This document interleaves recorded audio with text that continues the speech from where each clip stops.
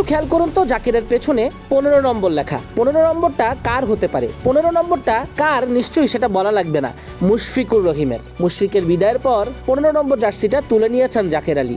National টিমও কি শিগগির এই নাম্বারে দেখা যাবে? বিসিবি কি 15 নম্বরটা জাকের আলীকেই দিবে? সেটা নিয়েও আলাপ হচ্ছে। বাংলাদেশ ক্রিকেট বোর্ডে এখনো পর্যন্ত কোনো সিদ্ধান্ত হয়নি যে পঞ্চপাণ্ডবের জার্সি নম্বরগুলো অন্য কেউ নিতে পারবে না, সেগুলো বাধাই করে রাখা হবে। কিন্তু না, এখন তো সেটাই দেখা যাচ্ছে।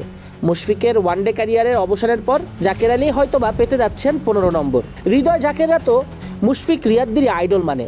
জাকের আলী অনেক ম্যাচ দ্রুত শেষ হয়ে গেছে, তাই রানিং নিয়ে ব্যস্ত।